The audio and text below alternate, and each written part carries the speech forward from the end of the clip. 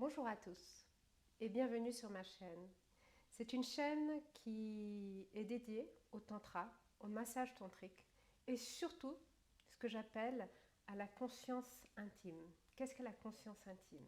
C'est tous nos rapports au corps, à la sexualité, à notre façon d'être au monde, notre façon de nous sentir exister, à ce qu'on vit dans le lien à soi et dans le lien à l'autre, notamment dans la vie de couple, mais aussi dans notre façon de vivre, on va dire, dans la société. Voilà. Aujourd'hui, j'aimerais aborder le sujet du massage tantrique et, suite à beaucoup de demandes, de comprendre la différence entre le massage tantrique et le massage érotique. Pour ceux qui ne me connaissent pas, je suis Ajira. J'initie au massage tantrique depuis 2009, donc 16 ans déjà. Et j'ai effectivement remarqué, depuis ces 16 dernières années, que la conscience change, que j'ai des personnes de plus en plus jeunes, de plus en plus éveillées, qui essaient de comprendre, qui se disent, qui se posent la question dans ce rapport à la sexualité, au corps, au plaisir, au désir, au masculin, cette façon d'être homme dans la société, à cette volonté de pouvoir trouver sa place en tant que femme.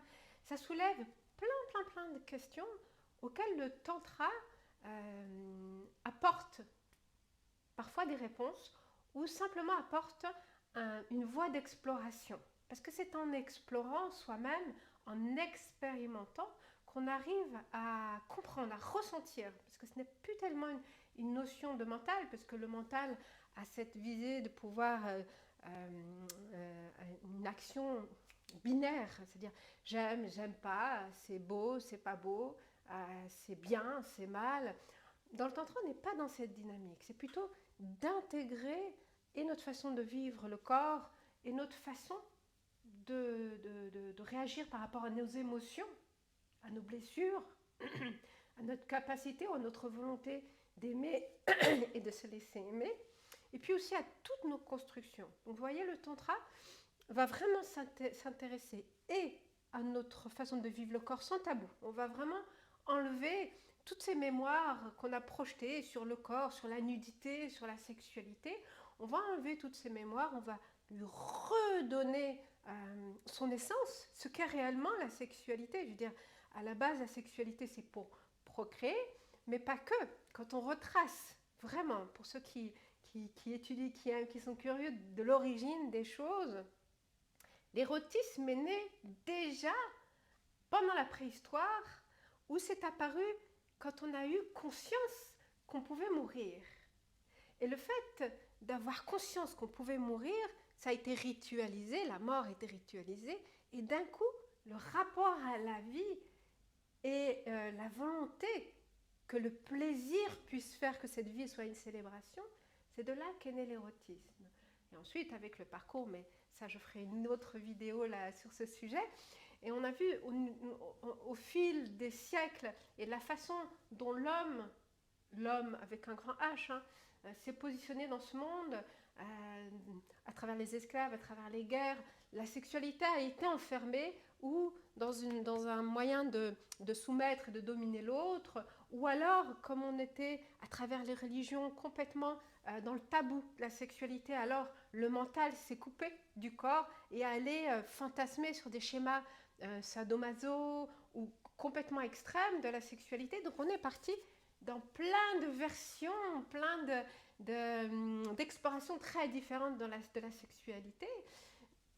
Le tantra voudrait que déjà, que dans le rapport à la sexualité, on revienne à l'essence qui est de se sentir vivant, parce que la sexualité, c'est identitaire, ça fait partie de nous. Nous avons été créés par deux cellules sexuelles. Et puis, de nous sentir exister à travers l'autre et avec l'autre. D'où l'importance, dans le couple, de s'interroger de la place de la sexualité et de la façon dont c'est utilisé. Donc si la sexualité est utilisée pour vraiment affirmer sa domination sur l'autre ou son postulat d'homme sur la femme ou de femme sur l'homme, parce que Effectivement, on ne parle pas beaucoup de ces femmes dominantes et qui écrasent l'homme, mais ça existe aussi. Voilà, le tantra se propose de redonner, de se réapproprier la sexualité en prenant conscience qu'elle dépend complètement de cette façon de se sentir exister au monde. Et plus on est au plus proche de nous, de ce que nous sommes réellement, et plus la sexualité va changer. Donc c'est vrai que je revois dans les commentaires, tout le monde cherche des méthodes très rapides pour pouvoir atteindre telle ou telle chose. Il n'y a pas de méthode rapide. Vous comprenez que pendant toute votre vie, vous avez été conditionné à voir le corps, le plaisir, l'intime, la relation à l'autre d'une certaine façon. Comprenez qu'en une séance ou une méthode ne peut pas apporter de réponse. Ce n'est pas une quête de résultat, c'est un cheminement qui tout doucement déjà nécessite de balayer beaucoup de mémoire, de changer, de transformer. Il y a l'idée, dans le tantra, il y a beaucoup l'idée de transformer. C'est pour ça que d'ailleurs ma chaîne s'appelle l'alchimie du désir, mais parce qu'on transforme beaucoup de choses. On transforme, on détruit les vieilles croyances pour en créer de nouvelles, celles qui pourront nous faire donner un nouveau souffle et de pouvoir célébrer la vie avec beaucoup plus de joie, beaucoup plus de présence. Et on transforme l'émotion, la souffrance, de voir comment la souffrance, si on retourne à sa source, comment elle peut créer beaucoup plus d'énergie. Ça aussi, ça sera l'objet d'une autre vidéo. Et puis, il y a l'idée de transformer le désir. Parce que le désir, c'est un feu. Et quand on le laisse à l'état de feu, il se consume par l'éjaculation, par la consommation, par une sexualité qui peut être parfois très pauvre, ou alors dans l'idée d'objectiser l'autre. Donc là, on est essentiellement dans le feu. On est coupé du cœur. Le cœur amène, pour y aller, l'élément eau, qui fait que quand l'eau, avec ses émotions, avec sa fluidité, avec son bercement, va embrasser le feu, alors le feu va porter à ébullition cette eau et qu'est-ce que fait l'eau quand elle est portée à ébullition? Elle crée des particules d'air. Elle devient éthérique. D'abord dans un état d'air, puis après, il reste quelques perles dans l'air. On arrive dans quelque chose d'éthérique. Et dans le corps, ça se représente déjà quand l'énergie sexuelle se lie au cœur, quand le feu se lie à l'eau, on est déjà dans l'amour. Et alors si on est dans l'amour, on est dans l'envie de partager et on n'est plus dans l'envie de consommer ou de consumer l'autre. Et puis, quand l'eau se transforme en air et on est dans un état beaucoup plus éthérique, effectivement, on sent cette reliance. Certains l'appellent la conscience suprême, d'autres le divin, d'autres le soi, d'autres l'amour avec un grand A. On va dire que toute la dimension mystique de l'humain, et chacun va avoir sa propre quête pour pouvoir définir ça. Moi, c'est vraiment quelque chose en reliance. Moi, j'appelle ça la reliance. Et effectivement, quand ça devient de l'air, eh bien, ça ouvre une perception, une façon de vivre le monde qui est totalement différente. Et on a l'impression de plus voir une image, comment on appelle ça, vous savez, les photos, on voit juste une image comme ça plaquée. Quand on a cette perception et du corps et du cœur et de l'esprit, on arrive à avoir une image en 3D, je dirais même en plusieurs dimensions, mais déjà en 3D. Vous voyez déjà, de voir quelque chose plat, c'est ce qui se passe quand on n'est pas encore connecté au monde subtil, et puis quand on décide de voir une image, mais sous tous ses angles. Et d'un coup, on arrive à pouvoir être dans l'émerveillement face à plein de choses qu'on peut voir dans la vie. Et je dirais que dans une journée, même si ce serait se mentir que de croire qu'on va être heureux tous les jours, c'est faux. On est tous dans des tourbillons de vie qui fait que la seule chose qu'on peut faire, c'est de s'arrêter plusieurs fois dans la journée et de se mettre en résonance avec tout ce qui nous entoure. Et on va arriver à s'émerveiller devant une lumière qui se réveille le matin. Moi, j'adore me lever une demi-heure avant le lever de soleil, de boire mon thé là au froid dehors avec un gros manteau et de voir que les chants, que les oiseaux commencent à chanter et de voir le soleil se réveiller. D'un coup, moi, c'est un moment précieux. Et j'en ai plusieurs comme ça dans la journée, mais parce qu'il y a un moment où je m'extrais de cette image plate qui est le quotidien qui est complètement dépendante de notre mental, de notre système binaire, et d'un coup j'entre dans quelque chose, dans des espaces qui peuvent durer 5 minutes, 10 minutes, 1 heure, peu importe, où j'arrive à m'émerveiller de plein de petites choses. Et c'est à force de s'émerveiller de ces petites choses qu'on arrive à ouvrir des espaces et à transformer ce feu en une dimension beaucoup plus subtile. D'accord?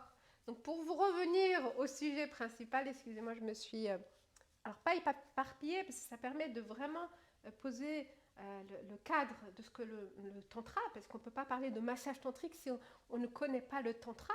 Alors le tantra, je vous en ai déjà posé un certain cadre, c'est encore beaucoup plus riche, mais déjà dans cette première compréhension, on a déjà un cadre qui est posé. D'accord? On n'est pas dans la consommation, on est dans l'élévation. Le massage érotique, lui, est beaucoup plus dans l'éveil du feu et, oui ou non, pouvoir le consommer. Alors, dans cette comparaison, je ne cherche pas à dire que le massage tantrique est mieux que le massage érotique, c'est faux.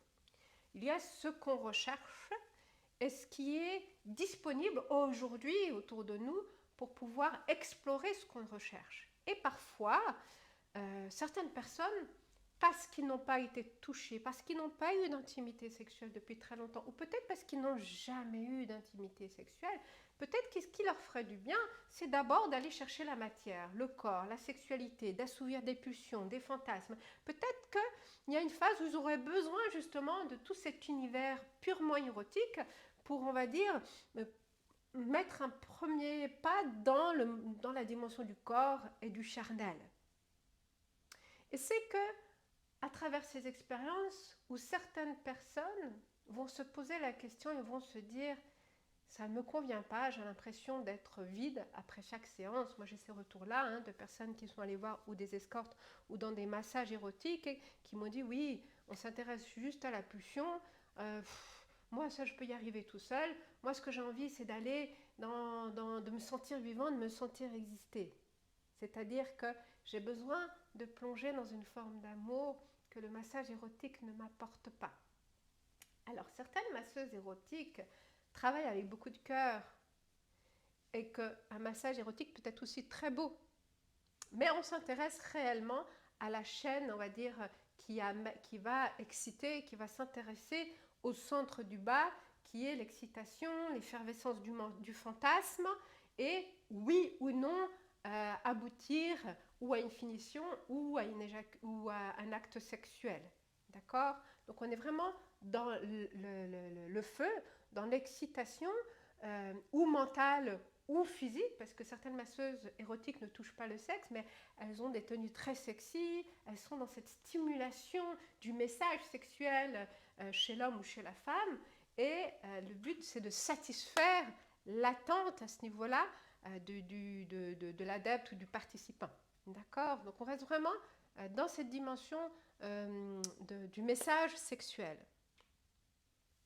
Comme un massage traditionnel, on va dire, il y a aussi plein de massages traditionnels, mais chacun y va pour quelque chose de très précis. J'ai mal au dos, j'ai des contractions, je vais vivre un massage plutôt thaï, plutôt chinois qui va vraiment me libérer les tensions, ou tiens, j'ai envie d'être dans un petit cocon, je préfère aller faire du californien, c'est enveloppement, c'est agréable, mais à chaque fois, dans chaque massage, il y a l'idée de cibler quelque chose de précis et de permettre à celui qui vit le massage, à la fin de pouvoir juger si ça lui correspond ou si ça ne lui correspond pas, s'il a aimé oui ou non. Donc toujours dans ce système binaire.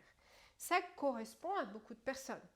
Ça leur convient et tant mieux, que ce soit dans la satisfaction de la chaîne érotique ou, et pulsionnelle, on va dire, ou dans la libération de tension, ou dans simplement chercher à lâcher prise. Voilà, on est dans un système binaire, content, pas content. Et c'est à partir de ça que le massage tantrique va se distinguer, parce qu'on l'identifie en tant que massage, parce qu'il faut bien le mettre dans une case. Déjà aujourd'hui, au niveau des termes, on devient très limité dans l'utilisation des termes, parce qu'on aurait espéré qu'avec les siècles, les choses s'ouvrent au niveau de la pensée, mais vous savez, c'est comme il y a des libérations, et d'un coup on redescend, et on se libère, on descend, et là on est dans une période où il faut faire très attention aux mots. Donc le massage tantrique, fallait bien le mettre quelque part. Mais c'est beaucoup plus que ça. On n'est plus dans un état, quand vous allez vous faire masser dans une dimension tantrique, vous n'êtes plus dans un état de réceptivité et d'attendre si oui ou non ça vous convient. C'est autre chose. C'est déjà de vous dire que vous allez vous rencontrer. Toutes ces dimensions, je veux dire même que cette voix profonde qui vous dit depuis toujours, même je dirais depuis l'adolescence ou même un petit peu moins, de vous dire qu'il doit y avoir autre chose. Cette phrase qui ne cesse de se répéter en boucle, ok, ça ne peut pas être que ça. La sexualité ne peut pas être que ça. L'amour ne peut pas être que ça. Le lien ne peut pas être que ça. D'avoir l'impression que vous n'avez pas été, que vous vous sentez dispersé, coupé, et que d'un coup, vous aspirez à quelque chose qui pourra vous vous révéler, et vous permettre de vous sentir intègre et en réconciliation avec cette façon de vivre l'intimité, et de vous dire qu'effectivement, on peut utiliser l'intimité, la sexualité, on peut en prendre soin et l'ouvrir, aller nourrir l'amour, et pour certains, aller ouvrir d'autres perceptions. Donc, le massage tantrique est surtout et avant tout une rencontre avec vous. Et la masseuse, je dirais même l'initiatrice, est un pont, un trait d'union entre vous et vous. Vous arrivez dans une séance, déjà il y a un temps d'échange pour que vous puissiez déjà déposer au niveau du mental tous vos questionnements, toutes vos peurs, toutes vos projections, qu'elle puisse déjà voir qu'est-ce qu'il y a encrassé, toute votre chaîne énergétique, qu'est-ce qu'il y a, toutes les mémoires qui sont vraiment comme des empreintes qui restent dans le corps, même des mémoires d'enfance qui sont restées là et qu'on n'arrive pas à respirer, qu'on sent qu'il y a autre chose, mais on n'arrive pas à le voir parce que toute notre chaîne énergétique est complètement encrassée. Donc, ce temps d'échange est très important. Donc, quand vous allez vers du massage tantrique, comprenez qu'il faut prendre au moins 2 à 3 heures dans votre temps parce qu'il y aura forcément un temps d'échange. Déjà, pour vous déposer, pour vous mettre en résonance, pour que l'initiatrice et vous-même vous mettiez en résonance, c'est-à-dire à travers les mots, à travers le regard, à travers la présence, il y a des choses qui lâchent au niveau des peurs, au niveau des projections, et on se sent en confiance pour ensuite pouvoir déposer le corps. Et quand vous passez sous la douche, il y a toute cette eau qui vient balayer votre identité, parce que vous allez décider que pendant 1h30, 1 heure, 2 heures, peu importe le temps de la séance, vous avez la volonté de vous extraire de vos habitudes, de vos croyances, et vous avez envie de voir les choses différemment. Et la meilleure façon, c'est déjà de déposer votre masque, de déposer votre regard dans la salle de bain. Et c'est pour ça d'ailleurs qu'il y a la nudité souvent dans le massage, c'est qu'on décide de se mettre à nu de tout pour pouvoir adopter pendant 1h30, encore une fois, tout dépend de la séance, mais d'avoir envie de voir le monde, le corps, l'intimité, de vous voir, de vous ressentir à travers un regard neuf, non seulement qui n'est plus conditionné, donc la personne qui vous accompagne est censée avoir dépassé elle-même, d'avoir fait un travail de fond sur tous ses propres blocages, sur toutes ses limitations, donc elle-même d'avoir été portée par cette énergie du tantra qui est de se rassembler et de s'élever. Donc déjà, à travers son regard, elle va vous permettre de vous visiter. Vous savez, moi j'imagine souvent les personnes quand elles ont les yeux fermés, c'est comme si je guidais un aveugle dans toutes les pièces de son appartement. Vous voyez, je l'amène d'une pièce à l'autre en disant, bah, tiens, tu vois, il y a une pièce là, et ça. Eh bien, dans le massage, c'est pareil. La personne ferme les yeux, la personne accepte de se déposer, c'est-à-dire d'ouvrir la porte de sa maison, et l'initiateur, l'initiatrice le guide pas à pas, avec beaucoup de lenteur, avec beaucoup d'amour, avec beaucoup de bienveillance pour pas que la personne tombe. Elle l'amène dans chaque pièce, dans chaque partie de son corps, mais aussi dans chaque partie de la conscience qui habite le corps. Donc, dans tous ces mécanismes qu'on va rencontrer dans ce rapport à l'amour à soi, à la façon de vivre l'émotion, la pudeur, dans cette façon de se sentir en lien, dans ces projections aussi dans des vieilles mémoires. Moi j'ai déjà, juste pour exemple, parce que même si ces pratiques sont aussi là, donc d'une part pour vous rencontrer, mais aussi pour vous réconcilier avec la sexualité, pour vous réconcilier avec l'amour et pour ouvrir un chemin différent et de plaisir, hein, c'est là où on va vivre l'orgasme tantrique, hein, qui n'est pas éjaculateur, mais qui est beaucoup plus, on va dire, cosmique, hein. Mais surtout, se sentir relié à autre chose. Donc on l'espère, on aspire, tout est là pour que ce soit beau, pour que ce soit plaisant, pour que ce soit vivifiant, pour que vous vous sentiez léger. Mais parfois aussi, les gens, quand ils se rencontrent, les personnes, quand ils rencontrent tout ça, qui n'ont pas l'habitude, ils réalisent à quel point ils ont laissé des personnes qui prétendaient les aimer, qui en fait ne leur ont donné aucun témoignage de réel amour et qui leur ont envoyé à une façon de vivre le corps très limitée et dénuée de sens. Là, il va y avoir de la tristesse qui va ressortir et beaucoup de colère. Mais même ça, la tristesse et la colère sont, en tout cas dans l'initiation tantrique, des réponses positives. C'est-à-dire que vous prenez conscience de ce que devrait être l'amour et de ce que devrait être la relation, le lien, que effectivement, vous ne pouvez pas faire rentrer n'importe qui dans votre temple, que ce soit le temple de votre corps ou dans votre vie, si elle n'a pas la vraie intention de contribuer à cet amour de vous-même et à l'amour qui peut être partagé entre vous. Mais ce n'est pas si simple. Et dans l'expérience tantrique, la personne vous donne une nouvelle perception de l'amour, de la relation, du lien, du corps, du plaisir. Et ça passe par différents stades. Des stades d'éducation, on va dire, de rééduquer le corps dans le rapport au plaisir, mais aussi de soigner les blessures, en tout cas de contribuer à apaiser ces blessures et de vous aider à prendre en main votre corps, votre plaisir et aller chercher votre identité, votre force d'affirmation, de pouvoir accepter vos désirs, de ne plus rester enfermé dans votre coquille et de pouvoir enfin exister au monde. Et pour ceux qui sont beaucoup plus dans la domination, dans la force de le contrôle, au contraire, d'apprendre à lâcher ça et de se dire, ok, et si tu ne contrôles plus, et si tu ne domines plus, comment vas-tu vivre l'amour? Tout cet univers que tu vas pouvoir découvrir quand tu n'es plus dans le contrôle. Donc vous voyez, c'est pas que j'ai voulu vous dire que le massage tantrique est mieux que le massage érotique, c'est des expériences différentes où la finalité n'est pas la même. Le massage érotique est vraiment d'aller assouvir l'ego, les besoins, les désirs que l'ego vous demande d'assouvir. Hein. Le massage tantrique dissout l'ego et va au-delà de votre moi-je pour découvrir quelque chose de très vaste, de très riche et qui va vous permettre non seulement de vivre un moment très riche, authentique, et je dirais même une expérience privilégiée, oui, et d'apporter plusieurs clés pour venir nourrir votre intimité et d'accompagner votre partenaire, elle aussi, à aller dépasser ses propres blocages.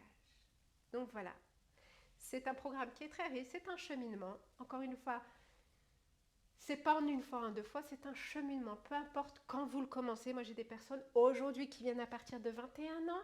Ils ont toute la vie pour explorer. Ils explorent ici, ensuite ils mettent en application dans leur vie, dans leurs expériences, dans les rencontres. Notre rôle dans les expériences tantriques à travers le massage, c'est de déposer des graines et avec votre volonté, eh bien, vous allez vous cultiver la terre pour que ces graines puissent éclore. Donc, on n'est pas dans ce système binaire des autres massages où, à la fin du soin, vous allez être content ou pas content. Non. Vous n'allez pas attendre que l'autre vous fasse du bien. L'autre va participer à votre bien-être, mais vous allez aussi participer en acceptant de vous abandonner, de lâcher des vieilles croyances et d'avoir envie de transcender, de dépasser la frustration, les blocages et les pensées limitantes. Voilà. Eh bien, en tout cas, merci de m'avoir écouté. 24 minutes, oui, je suis désolée, c'était un petit peu long. Mais voilà, c'est très compliqué de répondre en une phrase.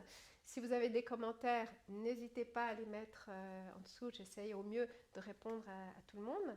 Et puis abonnez-vous à cette chaîne si vous voulez toujours beaucoup plus, si vous êtes curieux, hein, et si vous êtes habité par cette phrase de « il doit y avoir autre chose ». D'accord ? Merci et belle journée à vous.